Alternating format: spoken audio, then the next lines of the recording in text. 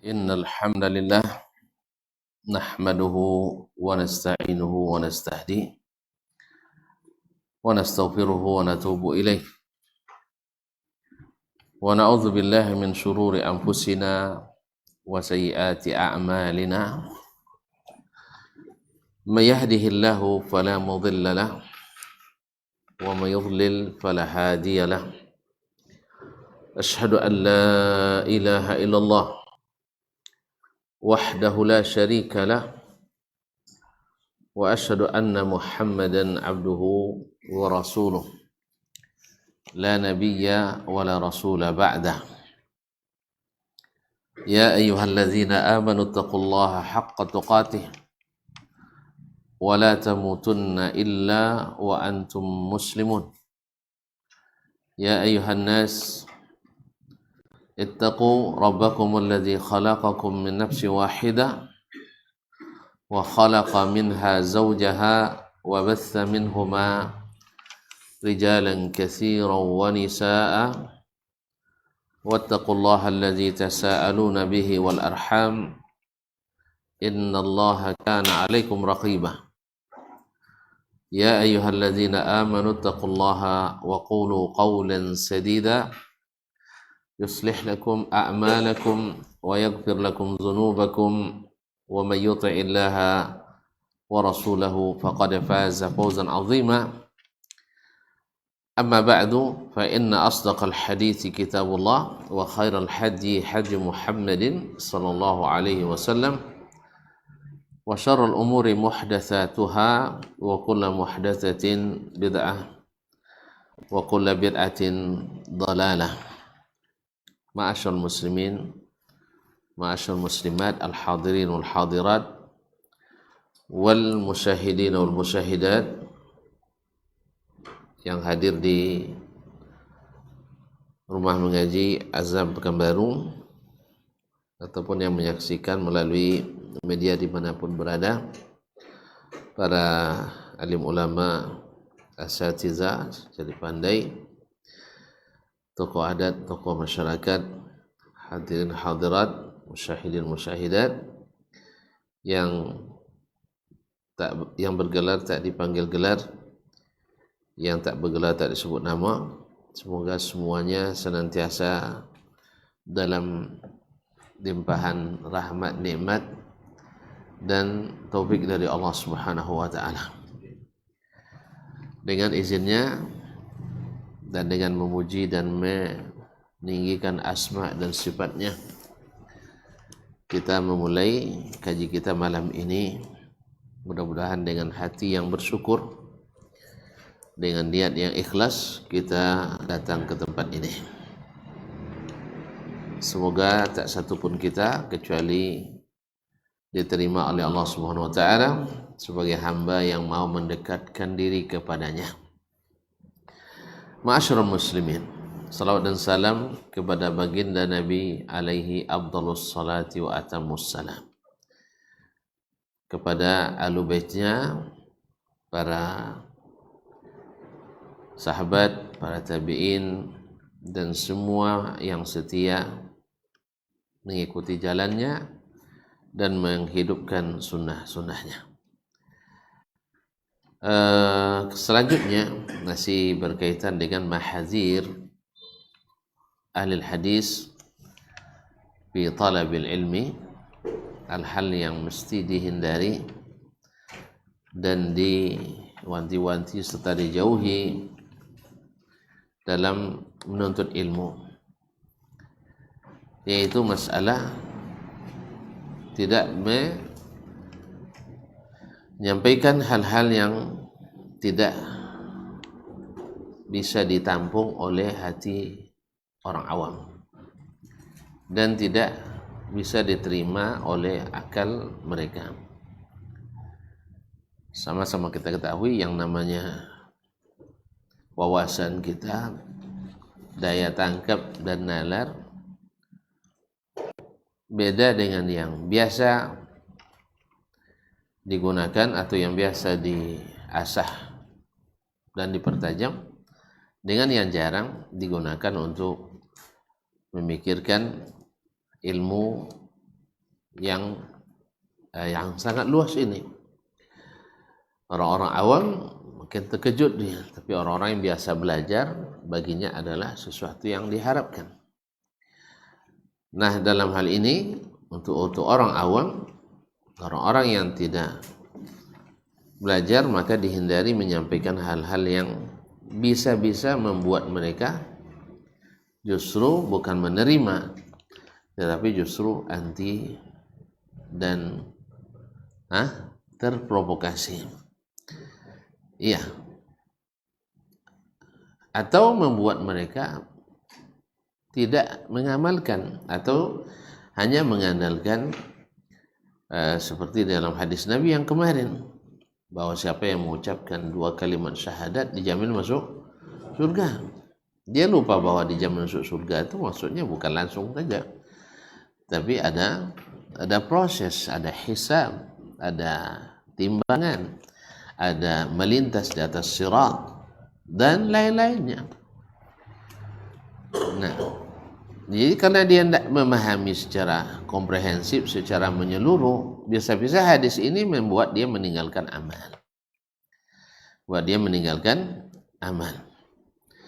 Atau tentang hadis-hadis sifat yang tidak familiar, yang jarang didengar, yang mungkin akan menyebabkan orang sulit untuk menerima dan memahami.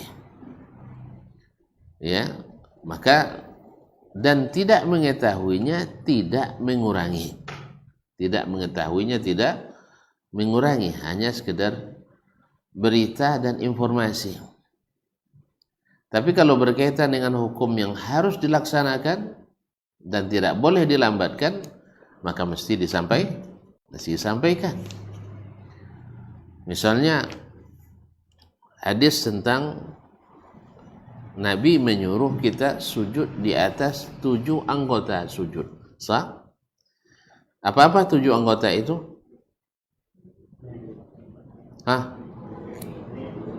Iya, kepala. Terus 2 tangan dengan 2 siku. Nanti kalau dia ada pula yang buat 2 siku sekali, perlu pula dikeluarkan hadisnya. Nah, Nabi sallallahu alaihi wasallam ayam batihar rajulu imbitah al-kalb. Tidak boleh dia seperti sujud, ketika sujudnya seperti anjing meletakkan sikunya ke lantai. Tapi kalau dia tidak, jangan keluarkan. Awak sampai contoh anjong lainnya, jangan. Nah, jadi kadang-kadang ada sensitivitas juga. Nah, kaum muslimin. Kemudian apa lagi? 2 lutut. Sudah berapa itu? Sudah berapa? Ada 5. Tambah 2 lagi. Apa itu? Ujung-ujung jari kaki keduanya. Bukan 1. Ya, sebagian kadang lalai, abai.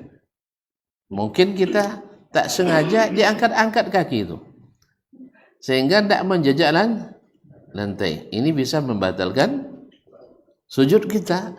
Batal sujud, batal salat kita. Maka hati-hati. Kecuali kalau gatal tak tertahan lagi, digaruk sebentar, letakkan lagi. Itu mungkin ada uzurnya. Ya. Tapi kalau seandainya dari awal sujud dijongkek-jongkekkan kaki, anak-anak kan banyak tuh. Anak-anak kan, jadi sekarang macam senam pula dia dalam salat. Kadang-kadang kita yang sudah berumur ini kadang-kadang juga tanpa terasa terangkat juga. Entah karena lutut sakit. Jadi terpaksa diangkatkan, digerakkan dikit. Atau kalau tidak mungkin lalai. Pada sebab itu pastikan betul-betul bahwa tangan menjejak, kening menjejak, hidung sama. Nah, ada yang menghukumkan sama, ada yang membedakannya. Kemudian 2 lutut, jangan sampai ada yang terangkat. Ya, apa tahu macam mana push up pula dia. Diangkat pula lutut kan? Nah, jangan. Kemudian 2 ujung atau ujung jemari kaki, jangan sebelah saja, dua-duanya. Ya, jangan diletakkan sebelah di atas tumit yang satunya lagi. Ini sering kita lihat, khususnya di kalangan anak-anak. Dan tidak jarang juga di kalangan bapaknya anak. bapaknya anak-anak. Nah. Jadi yang seperti ini wajib sampaikan, mesti disampaikan. Apalagi kalau hadis yang berkaitan dengan mengucapkan selamat yang tidak selamat. Apa itu? Sebentar lagi. Nah, ya orang, karena sebenarnya ayat ini bukan untuk itu, tapi dipakai orang untuk itu. Terpaksa kita jelaskan. Seperti ada yang mengatakan wassalamun alayya yauma wulidtu wa yauma amutu wa yauma. Kalau tidak apa lahir lah kan gitu nanti datang. Wa yauma ub'atu hayya. Keselamatan kepadaku pada hari aku dilahirkan dan pada hari aku diwafatkan. Kapan dia dilahirkan? Tidak tahu. Bukan Nabi ini, Nabi Isa alaihissalam. Nabi Isa alaihissalam. Nah, berapa tahun? 100 tahun sebelum Nabi kita? 700? 571 tahun. Ini lahirnya Nabi kita. Nabi Isa lahir sebelum Masehi lagi. Sebelum Masehi lagi. Nah, jadi kaum muslimin dan muslimat dirahmati. Berapa tahun?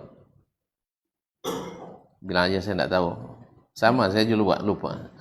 Jadi lebih dari 600 tahun. Kaum muslimin dan muslimat dirahmati Allah. Kapan dia wafat?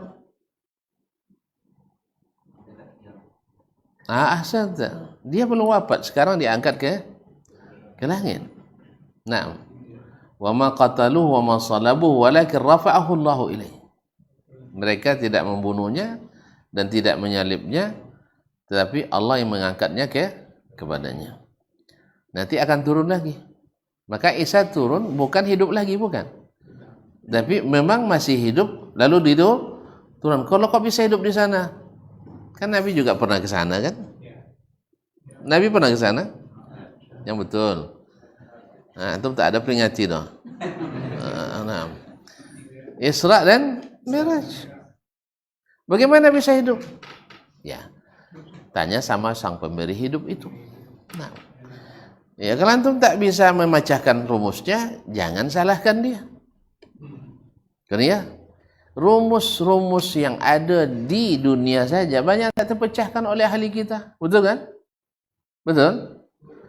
Kalau tak percaya saya buat bukti ya. Berapa banyak masalah di dunia ini yang ada di depan kita bukan masalah langit, baru di bumi saja.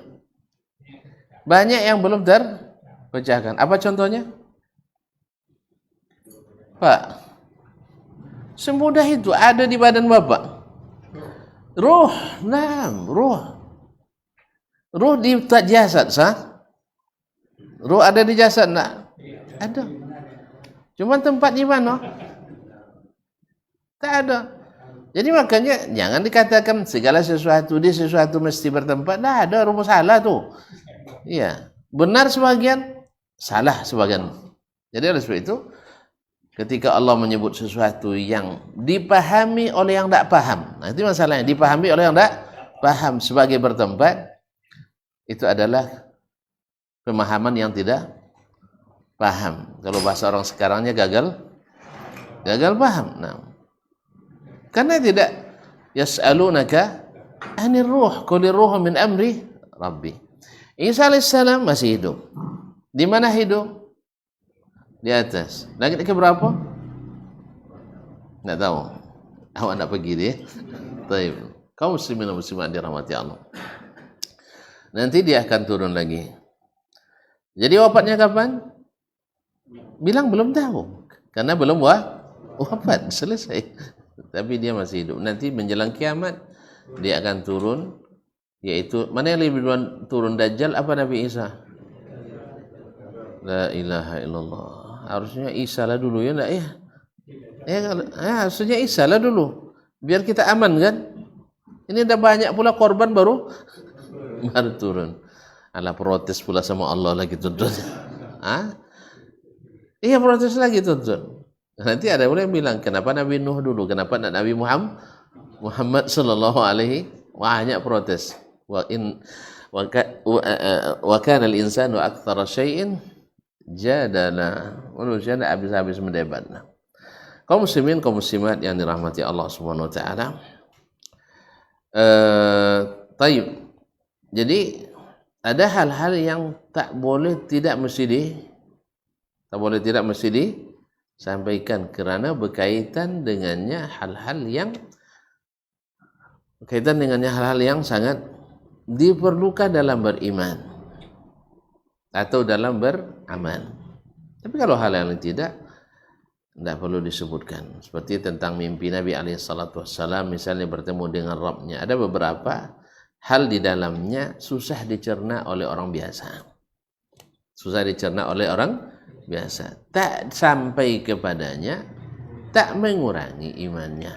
Tapi kalau sampai kepadanya, bisa-bisa dia salah memahaminya. Oleh sebab itu yang seperti ini kita hindari menyampaikannya.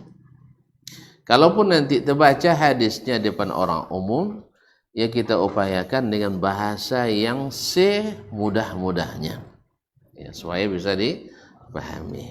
Nah, baik, kita lanjutkan kaum muslimin. Berkata, wa amma aqwalus salaf. Kemarin dia menyebutkan tentang hadis-hadis Nabi alaihi salatu wassalam yang melarang menyampaikan hal-hal yang bisa menimbulkan fitnah, menimbulkan kekeliruan pemahaman atau menimbulkan penolakan. Jadi tidak mesti semuanya harus sampai sekali, kecuali hal-hal yang mesti disampaikan. Seperti masalah tadi, sholat kita kan tiap hari tuh, maka mesti disampaikan. Nah, tapi kalau masalah hal-hal yang sifatnya hanya untuk orang-orang khusus saja, misalnya hadis-hadis tentang sifat-sifat raja-raja yang zalim misalnya, ya, tidak sampai ke orang awam kan tidak masalah. Bahkan lebih baik tidak sampai. Karena dia raja dia, dan juga tidak akan bertemu dengan raja. Orang-orang kampung-kampung, bila dia nak bertemu presiden, sah? Ya kan? Nak bertemu raja.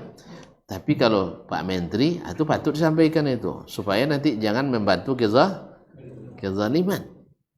Jelas ya? Nah, tapi hati-hati, jangan dibalik lapor sama menteri sama raja, nanti awak pula yang kena. Makanya seperti kata Abu Hurairah radhiyallahu anhu, kam min kis li Abi Hurairah lam yaftahu. Berapa kantong, maksudnya dia mengibaratkan hadis itu dimasukkan dalam kantong dijaga. Tidak dia buka dulu. Kenapa? Kalau dibuka kota hadras. Kalau sempat saya buka, ini dipisahkan. Apa ini? Weh, kalau udah pisah leher, apa cito? Serius ya? Antum tak bisa, kami hidup lagi tuh. Benar. Kaum muslimin dan muslimat dalam hati Allah. Jadi tidak disampaikan. Karena apa? Disampaikan bermudarat, tak disampaikan tak berdosa. Sah? Jelas? Kan bukankah Nabi alaihissalatu wassalam tahu orang-orang munafik Madinah semua? Sah? Nabi tahu? Taib. Lalu disampaikannya kepada orang? Nah. Karena yang paling penting tahu kita sifat-sifat munafik. Jangan ikut seperti orang itu. Tapi mengetahui orang per orang bisa jadi masalah. Sama sekarang kita tahu bahwa namanya dosa zina itu berbahaya. Sah? Tapi jangan diabsen setiap rumah siapa pezina RT ini. Tidak perlu. Sahih? Tidak perlu. Kita paham yang namanya minuman keras berbahaya, narkoba berbahaya. Tapi tidak usah kita publish. Tuh nomor sekian. Nah, itu urusan biarlah aparat aja lah. Kalau antum memang tahu, itu kabarkan ke aparat. Mana tahu orang tu sudah taubat sebelum kita. Ada kita cerita sudah baca acak kemana-mana. Nah, jadi kaum muslimin dan muslimat rahmatullah, ada hal-hal yang tak perlu disampaikan. Itulah lebih kurang. Ya, tidak mengurangi amal, tidak mengurangi iman. Dan ini dijauhi. Nah, berkata wa amma aqwalus salaf, adapun perkataan-perkataan ulama as-salaf tentang masalah ini, fa an Umar bin Al-Khattab radhiyallahu anhu, maka diriwayatkan dari Umar bin Al-Khattab radhiyallahu anhu, annahu ba'atha ila Abdullah bin Mas'ud, bahwa beliau mengirim utusan kepada Abdullah bin Mas'ud radhiyallahu anhu, wa ila Abi Darda, dan kepada Abu Ad-Darda, dua orang sahabat senior, wa ila Abi Mas'ud al-Ansari, dan kepada Abu Mas'ud al-Ansari juga sahabat senior. Faqala, lalu Umar katakan kepada mereka, ma hadzal ladzi tukthiruna an Rasulillah, kenapa kalian terlalu banyak menyampaikan hadis dari Rasulullah sallallahu alaihi wasallam? Fahabasahum bil madinati hatta istushhid, lalu Umar menahan mereka, enggak boleh keluar dari Madinah sampai Umar mati. Sampai Umar mati, gitu aja payah, mati syahid. Sampai Umar mati syahid. Masa ada bahasa lain selain itu? Tidak mungkin lah.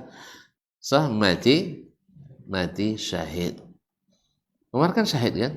Sudah diberitahu oleh Nabi sebelum dia kejadian. Nah, ditahanlah Abdullah bin Mas'ud, Abu Darda, dan Abu Mas'ud al-Ansari radhiyallahu anhum ajma'in di Madinah sampai Umar diberikan Allah SWT kemuliaan mati syahid. Taib. Nah, kaum muslimin dan muslimat dirahmati Allah. Karena apa? Kenapa dilarang oleh Umar radhiyallahu anhu menyampaikan hadis-hadis tadi? Karena berkaitan dengan masalah tadi. Tidak semua orang bisa mencerna. Nah, tidak bisa semua orang bisa mencerna. Baik. Qala al-Khatib al-Baghdadi, ini Khatib al-Baghdadi rahimahullah menjelaskan kenapa Umar melarang. Al-Khatib al-Baghdadi yang meriwayatkan ini dalam kitabnya Syaraf Ashabil Hadis, yaitu Syaraf Ashabil Hadis, kemuliaan para ashabul hadis.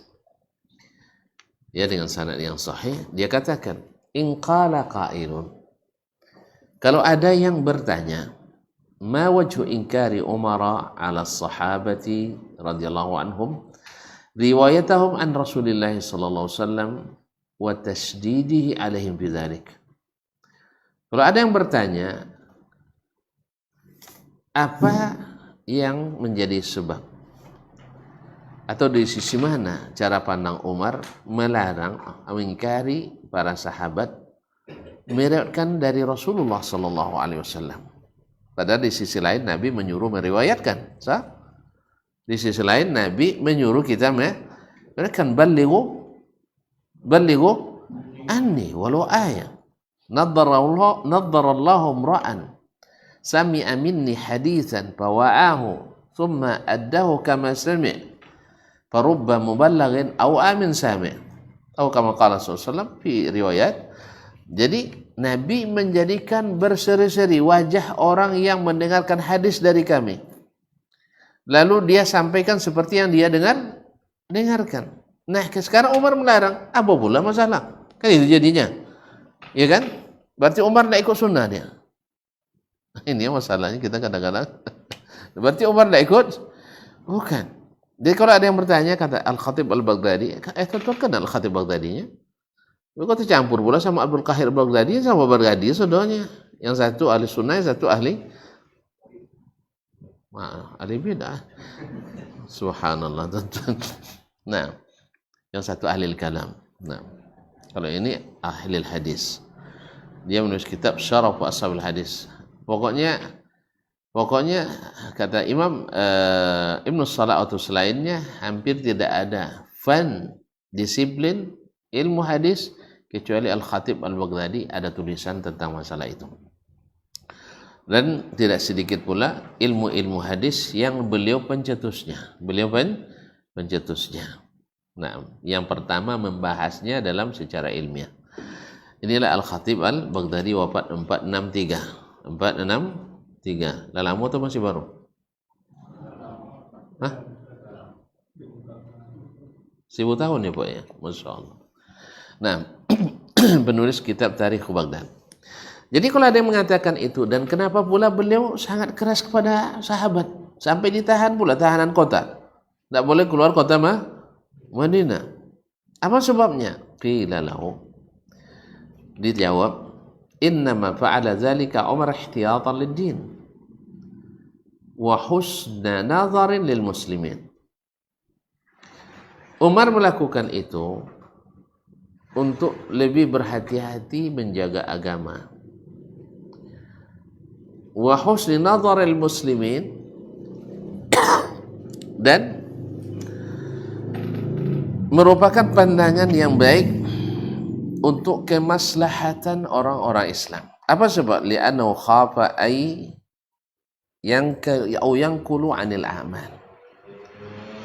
Sebab Umar takut mereka nanti akan berpaling dari amal. Karena hadis-hadis Masya Allah, kalau disampaikan semuanya, bisa-bisa mereka tidak beramal. Akibat apa? Wa yattakilu ala zahiril akhbar, sehingga mereka mengandalkan makna zahir dari hadis-hadis tadi. Coba yang tonton, misalnya, ini kan contoh konkretnya yang terjadi di zaman kita. Mungkin tonton masih ingat saya sampaikan, ada seorang Pak Haji, ya, sudah haji 3 kali. Sudah haji 3 kali. Pas azan maghrib dah qomat, masih narik-narik kambingnya. Ada tegur oleh anak muda yang ngaji-ngaji pula baru, ya ngaji ke kita lah. Tuh, lah mugaik tu katanya. Tersinggung dia. Tahu tak kamu katanya? Lah 3 kali ni ajiangnya. Sudah 3 kali saya naik haji. Sekali solat di Masjidil Haram tu 1000 kali solat. Mati yang tak solat kamu saji nak kan sambung solat dadanya. Ini contoh. Ya, ini contoh konkret. Dia mengandalkan zahir hadis. Betul juga. Mati ada solat di masjid tak akan menyamai solat sebalih kita berhitung. Mungkin itu kan. Dia haji 40 hari. 8 hari di Madinah. Kemudian 2 hari perjalanan, enggak 2 hari, 3 hari lah perjalanan kan, masuk embarkasi. 11. Kemudian selebihnya di 8 hari atau 5 hari di Masyair. 11, 16. Selebihnya di Makkah. Andainya dia solat, anggap aja 30 hari. Dikali 5 kali. Dikali 100.000. 15 juta kali solat. Coba haji solat. Solat di Azam. Ya. Berapa kali antum solat? 5 kali. Kali berapa? Kali 27. Dikali dah berapa tahun? Kali, anggaplah baru ngaji 5 tahun kan? Kali 5. Kali 365. Ya? Kali 27 sudah tadi ya? 5 kali 27 kali 5 tahun kali 365 hari sah? Betul kan? Habis? Baru antum dapat 246.000. Bapak tadi 15 juta. Itu baru sekali haji. Baru sekali haji. Dia 3 kali hajinya. Memang mati ada salat dekat 15 juta. Dah dikali 3. Allah, 45 juta kali. Awak baru tadi 245. Makanya Pak wajar dia bilang, mati yang tak salat kamu saji tu. Takkan sama dengan salat saya katanya. Ya, ini yang dikhawatirkan oleh Umar. Nah, ini oleh Umar. Apalagi hadis-hadis tentang fadilat, Siapa yang misalnya pergi ke masjid rutin, ya, tidak tinggal dosanya sedikit pun. Akhirnya memang sholat ajarnya tak ada taubat, tak ada doa, tak ada minta ampun dan sebagainya. Alah, kan sudah menghapus dosa. Dia tidak paham bahwa ini maksud dihapus itu adalah dosa-dosa, dosa-dosa kecil. Kemudian yang harus juga disesali. Diri lupa itu semua. Jadi Umar menahan, jangan ini sampai terjadi. Bukan maknanya Umar menyuruh menyembunyikan ilmu. Dosa besar menyembunyikan ilmu. Tahu Umar bahwa Nabi SAW mengatakan, man atahu Allah ilman fa'akatamahu aljamahu yawmal qiyamati bilijami min nar. Siapa yang Allah beri ilmu lalu dia sembunyikan, Allah kekang dengan api neraka pada hari kiamat. Tahu Umar itu? Tidak boleh. Cuman masalahnya kalau disampaikan tidak diikutkan dengan pelajaran, dengan ngaji yang benar, nanti salah paham. Itulah makanya lah haji 3 kali tidak payah kamu soji lagi. Ada lagi yang parah, Pak, ya, haji setelah itu hapus dosa semuanya, berarti udah bersih kan? Mulai berutang baru katanya. Berutang baru. Dulu ikut judinya, balik haji jadi bandar judi, naik peringkat. Pokoknya lah selesai 2 tahun yang akan datang haji lagi supaya hapus dosa, kan gitu. Jadi dengan haji dosa habis. Dan itu juga yang terjadi kabarnya di sebuah negeri di pulau-pulau sana, kan kalau sudah hari raya itu maafan, ya, maaf ya, zahir batin, termasuk utang dan lunas tuh. Jadi makanya antum kalau hari raya di pulau-pulau sana, ya, kabarnya ya, di sebagian saya tidak tahu pas semuanya, apa? Iya, makanya kalau dia minta maaf lah zahir batin, tolong kecualikan. Maaf lahir batin, iya Pak Cik, cuman utang belum masuk. Iya, tidak include utang. Nah, begitulah lebih kurang mereka. Jadi salah memahami. Oleh sebab itu maka Umar, ini kata Al-Khatib Al-Baghdadi rahimahullah ta'ala. Kita azan dulu. Nah,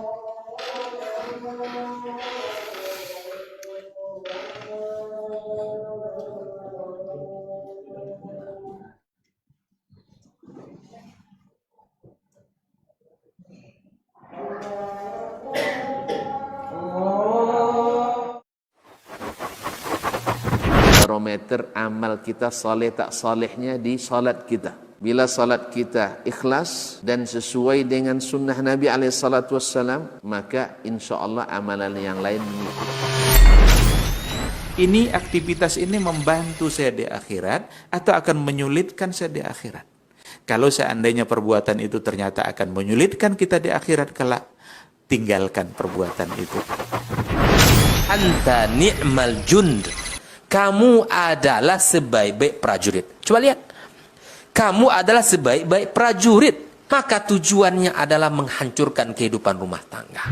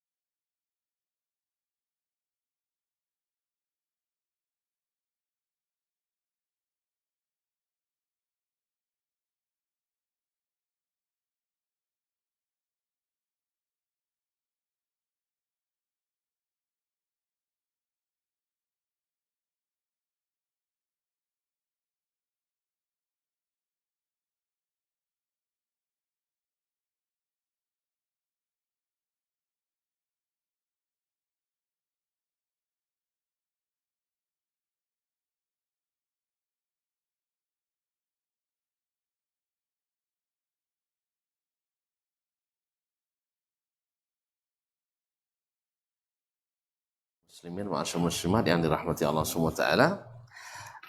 Kemudian beliau melanjutkan, jadi takut mereka mengandalkan zahir daripada hadis-hadis itu. Walaysa hukma jamil ahadits ala zahiriha. Atau laysa hukmu jamil ahadits ala zahiriha, padahal tidak semua hadis dipahami secara zahir. Nah, wala kullu man sami'aha arafa fiqhaha. Tidak pula semua orang yang mendengar langsung paham maknanya. Faqad yaridul hadis mujmalan. Ada kalanya hadis itu datang secara mujmal, garis besar. Wa yastanbitu ma'nahu wa tafsiruhu min ghairi, atau yustanbatu ma'nahu wa tafsiruhu min ghairi, dipahami makna dan hukumnya dari hadis yang lain. Fa khasya Umaru ay yuhmala haditsun ala ghairi wajh. Sehingga Umar takut nanti hadis dipahami tidak sesuai dengan yang dituju. Au yu'khadha bi dhahiri lafzi, atau diambil makna zahirnya saja. Wal hukmu bi khilafi ma akhadha bi, padahal hukumnya tidak seperti yang dia pahami. Oleh sebab itu maka itu yang dimaksud oleh Umar radhiyallahu taala anhu. Karena dulu, mohon maaf, orang dulu ketika menyampaikan hadis tidak seperti kita hari ini. Hari ini hadis satu tapi tidak selesai dalam satu pertemuan. Kalau dulu orang dalam satu pertemuan banyak hadis yang sampaikan, karena apa? Langsung hadis saja dah selesai. Kalau sekarang kan disarah lagi. Kalau tidak disarah macam tadilah nanti. Iyalah 3 kali naya haji. Nah, lah 3 kali naik haji ya boleh salat ke masjid ni. Nah. Di rumah lagi nah. Baik. Wan Ali bin Abi Thalib radhiyallahu anhu qala, diriwayatkan pula dari Ali bin Abi Thalib radhiyallahu anhu, ayyuhan nas, wahai manusia. Maksudnya di sini adalah orang khusus, para ulama tentunya, atau para perawi. Aturiduna ayyukazzaba Allah wa rasuluh? Apakah kalian ingin Allah dan Rasul didustakan? Hadithun nas bima ya'rifun. Sampaikanlah hadis atau berbicaralah kepada orang sesuai dengan kadar ilmu mereka. Wada'u ma yunkirun, dan tinggalkan hal yang tidak mereka ketahui. Yang mereka tidak ketahui. Artinya di sini yang tidak mereka ketahui, kan banyak hal-hal yang dalam agama ini kan mudah diketahui, sah? Ada dalam bab ini nanti ada setelah ini hal-hal yang ganjil. Hal-hal yang ganjil. Dan banyak di antara fitnah terjadi karena itu tadi. Menyampaikan hal yang tidak diketahui oleh mereka. Ma'asyiral kiram yang dirahmati Allah.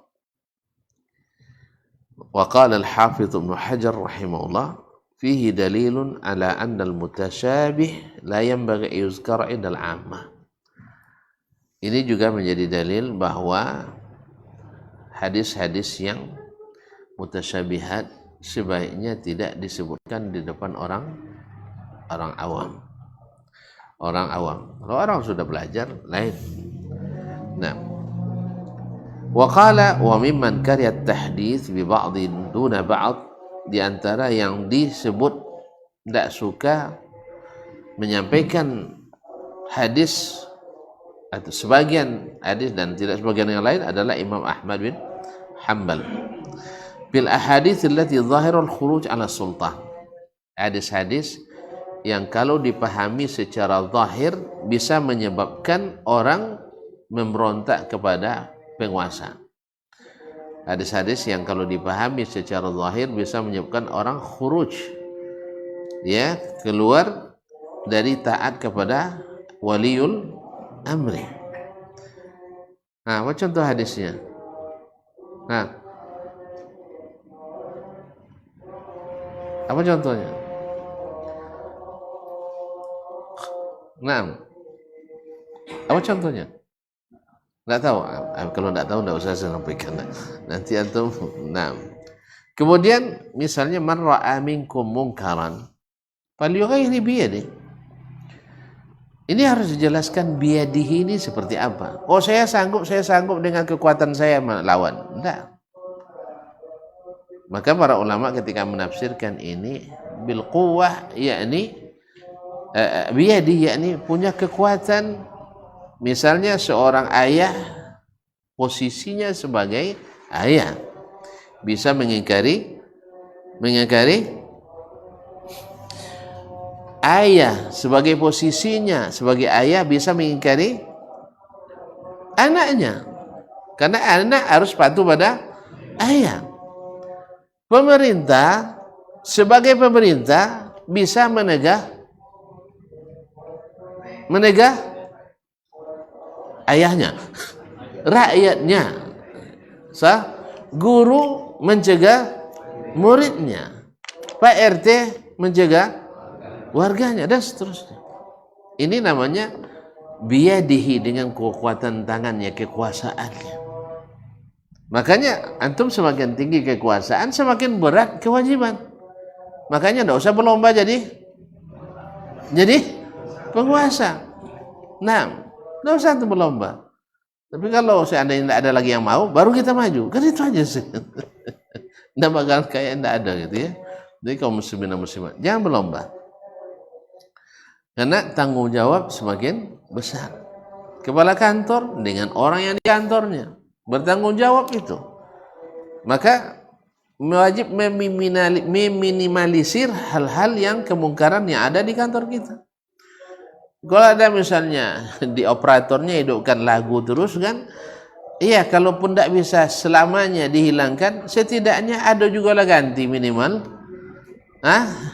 Iya, baca Quran, iya, kalau 8 jam ada 2 jam untuk baca Quran, mengurangi. Tapi kalau bisa memang dihilangkan memang, karena tidak ada yang namanya nyanyian itu adalah baru dinifak. Tapi kadang-kadang kan ada yang tidak semua orang bisa. Tidak semua orang bisa. Karena ada mudarat yang barangkali menurutnya ijtihadnya lebih besar. Kita nggak tahu masalah itu. Nah, jadi Muhammad rahimahullah melarang menyampaikan hadis-hadis yang bila salah paham orang akan melawan kepada pemerintah. Kalimatu haqqin inda sultanin zahir. Inda sultanin jair. Yaitu sebaik-baik kalam adalah kalimat hak di depan penguasa yang zalim. Ketika kalimat ini dipahami dengan bahasa zahir, seolah-olah menghalalkan untuk mengingkari secara terang-terangan di depan orang ramai. Iya kan, di depan sultan. Makanya kisah yang kemarin saya sampaikan, kisah Muhammad bin Ajlan, masih ingat? Nggak ada, lupa lagi. Belum sampai sebulan ya saya, baru 2 pekan. Nah, sultan ketika gubernur Madinah khutbah Jumat, panjang dia khutbahnya, sholatnya pendek. Ada ulama tidak tahan, dia dibilang ini ala khilafi sunnah, ini tidak sunnah ini. Tentu depan orang ramai dibilang begitu, sah?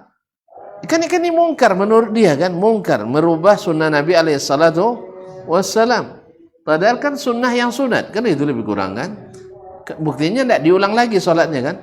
Nah, sunnah yang sunat, tapi dia lakukan secara ingkarul zahir. Akhirnya apa yang terjadi? Masuk penjara. Masuk penjara. Akhirnya bikin repot ulama yang lain. Akhirnya orang berkasih tahu sama Muhammad bin Abdurrahman ibn Abi Zaid, yang punya, kalau beliau ini disegani sekali oleh pemerintah. Kalau beliau sangat disegani, ya sangat disegani, karena memang tak bisa diukur, tahu diukurnya? Tak paham ya. Ini istilah kami tua-tua dulu tuh. Awalnya bisa diukur orang, tak tahu. Apa masih paham lah Pak? Enggak. Kalau tidak paham Pak lah, milenial lah Pak tuh. Lah bisa diukur orang kan itu. Nah, jadi kalau gitu, kalau beliau enggak, Jadi pemerintah, khalifah, gubernur segan sama dia. Akhirnya dia datangi, ya Amir, Muhammad Ajlan kau bongak ganya. Banyak yang lebih godang dosong, tak sabut deh, kau sabut. Jadi masuk kajinya, iya kan? Terus sabut dia sono kalau beliau sampaikan dan antara saya dengan dia, apa salahnya? Ini di depan orang ramai tentu rusaklah marwah saya, rusak wibawa saya. Iya kan? Kan macam-macam nanti komentar orang. Gubernur bongak, gubernur apa macam-macam kan, tidak tahu sunnah, tidak berilmu. Jadi bahan cemooh. Makanya seharusnya yang seperti ini, kata Imam Ahmad, ditahan. Dan Imam Malik fi ahadits sifat. Imam Malik dalam hadis-hadis yang berkaitan dengan sifat-sifat Allah yang tidak pemilihan. Yang jarang dengar seperti yang saya katakan tadi. Ya, seperti Nabi bermimpi bertemu Allah Subhanahu wa taala. Ada beberapa lafaznya kalau disampaikan bikin tuan-tuan nanti bingung. Mau sampaikan juga? Enggak, nanti bingung. Iya, yang di sini aja nanti bingung, saya jadi bingung juga jelaskan nanti. Nah, ya, tapi kalau kami alhamdulillah bisa sudah mengimaninya. Ya, tapi takut nanti terdengar oleh melalui live streaming nanti kan. Nah, banyak komentar nanti sih. Nah, oleh sebab itu yang seperti ini tahan. Ini contohnya hadis yang kita tahan langsung nah contohnya. Tapi kalau masalah Allah istawa ini sudah umum, ini sudah dikatakan oleh orang secara umum, Nah, iya Nah, ada hal-hal yang sifatnya susah untuk antum pahami. Iya, susah untuk kita pahami. Tidak biasa di telinga orang awam. Jelas? Mereka nanti salah paham pula. Sampai-sampai ternongol oleh ahli subuhat nanti kan, misalnya diplesetkan menjadi jadi mujassim aja lah kita nanti misalnya oleh, atau menjadi musabbih. Ya seperti ini kata Imam Malik, tidak disampaikan. Apa sebab? Menimbulkan fitnah dan salah paham. Dan tidak mengetahuinya tidak mengurangi iman. Tidak ada hukum yang berkaitan dengan itu, hanya informasi. Ya, soalnya yang ada saja susah orang mengimaninya, apalagi ditambah dengan yang lebih dahsyat lagi. Nauzubillah. Kemudian diantaranya ada yang tidak sahih juga. Ada yang tidak sahih dalam masalah itu. Nah, wa Abu Yusuf fil Gharaib. Abu Yusuf Al-Qadhi, murid Imam Abu Hanifah. Abu Yusuf juga tak suka hadis-hadis yang perkara-perkara aneh tidak usah disampaikan. Ya, hal-hal yang aneh-aneh. Nah, atau hadis-hadis yang gharib. Wa anil Hasan annahu ankara tahditha Anas lil Hajjaj bi qissatil Uraniyin. Dan Hasan Al-Basri, ulama tabi'in, mengingkari Anas ibn Malik ketika menyampaikan kepada Hajjaj ibn Yusuf hadis tentang Al-Uraniyin. Apa hadis Uraniyin? Naam, lian takhadha wasilatan ila ma kana yata'ammadu min al-mubalaghati fi sabki ad-dima' bi ta'wilihi al-wahi wa dhabit bidzalik. Naam, karena bisa saja dijadikan oleh Hajjaj sebagai jalan alasan untuk menambah korban lagi, karena beliau adalah tukang tumpahkan darah. Nah, taib wa dhabitu bidzalik, dhabit dalam masalah ini ayyakuna zahirul hadis yuqawwil bid'ah. Ya, dhabitnya yang tak boleh disampaikan itu adalah zahir hadis bisa saja menguatkan bid'ah. Wa zahiru fil asli ghairu murad, padahal makna zahirnya tidak dimaksud. Fal imsaku anhu inda man yukhsha alaihi al-akhdhu bi zahirihi matlub. Maka tidak menyampaikannya kepada orang yang ditakutkan mengambil makna zahir itu dituntut. Nah, qultu, berkata Syekh, au ayyakuna zahiru fihi fitnatan lil awam, atau zahirnya ada fitnah bagi orang awam, pada yajuzu anazak at-tahdits bi amamahum, maka tak perlu disampaikan di depan mereka. Walal khawdu fihi ma'ahum, dan tak perlu dibahas bersama mereka, orang-orang awam. Ya kalau sekarang dengan sistem live streaming seperti ini kan kita tidak tahu siapa yang nonton kan, tidak tahu kita. Kalau ditakutkan bisa menimbulkan salah paham, apalagi kalau gagal paham, apalagi kan ini menimbulkan fitnah. Ya, timbul tuduhan yang macam-macam, lain yang dimaksudkan, lain pula yang dikomentari. Sebab kalau kita lihat komentar, kadang-kadang orang komentarnya bukan komentar berisi, tapi komentar berisik. Iya, ini kalau komentar berisi kan bagus, dapat ilmu kita. Tadi komentar berisik, asal ngomong saja, dan ngomongnya tidak beradab. Ada itu yang banyak. Iya, gimana tidak beradab? Setelah kita telusuri, ya kalau yang kurang-kurang itu kita telusuri kadang, memang tak punya latar belakang paham, pun agama. Ya hanya sekedar, pokoknya, iya, sekata sendal gondang berbunyi di musim hujan. Allah musta'an. Apa namanya yang bunyi musim hujan? Tumbotong. Tumbotong. Asal bunyi, meramaikan suasana. Asbun. Asal bunyi. Nasallallahu alaihi afiyah. Rata-rata komentar tak bermutu, memang tak bermutu orangnya. Ya. Tak mungkin lahir yang tidak bermutu dari orang yang bermutu. Tak akan tahu kelebihan orang yang punya kelebihan kecuali orang yang memang punya kelebihan. Oleh sebab itu, maka supaya tidak menimbulkan fitnah, hal-hal itu dihindari. Wallahu ta'ala alam. Nah, makanya termasuk juga jemaah jangan suka-suka mengungkit-ungkit. Mungkin kadang-kadang terpancing juga Ustaz menjawab kan. Ustaz menurut Ustaz Syanu itu yang terpancing juga. Allah musta'an. Ya, oleh sebab itu supaya tidak terpancing saya jangan tanya. Ya, kalau itu kita tutup ajalah kaji malam ini. Wallahu taala alam wa sallallahu ala nabiyyina Muhammad wasallam. Wa subhanakallah bihamdik asyhadu an la ilaha illa anta astaghfiruka wa atubu ilaik. Wassalamualaikum warahmatullahi wabarakatuh.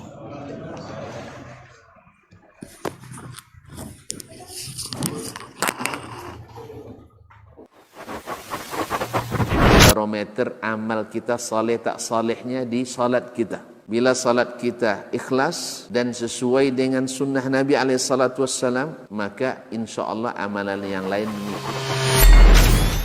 Ini aktivitas ini membantu saya di akhirat atau akan menyulitkan saya di akhirat. Kalau seandainya perbuatan itu ternyata akan menyulitkan kita di akhirat kelak, tinggalkan perbuatan itu. Anta ni'mal jund. Kamu adalah sebaik-baik prajurit. Coba lihat. Kamu adalah sebaik-baik prajurit. Maka tujuannya adalah menghancurkan kehidupan rumah tangga.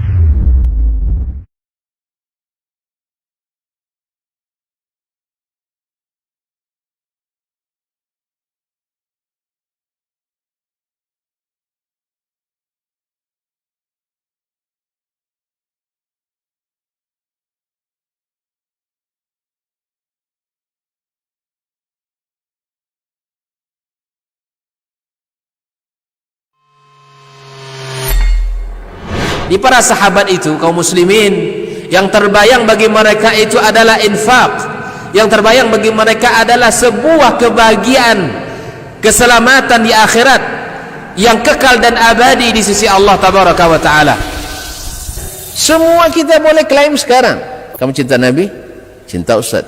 Cinta Nabi? Cinta Ustaz. Termasuk saya. Cinta Nabi? Cinta. Kapan tahunya? Besok di akhirat. Maka apa kata Nabi sallallahu alaihi wasallam? Amalur rajuli biyadih. Penghasilan yang terbaik adalah pekerjaan yang dilakukan oleh seseorang dengan tangannya sendiri. Wa kullu bai'in mabrur. Dan setiap jual beli yang mabrur. Ini aktivitas ini membantu saya di akhirat atau akan menyulitkan saya di akhirat. Kalau seandainya perbuatan itu ternyata akan menyulitkan kita di akhirat kelak, tinggalkan perbuatan itu.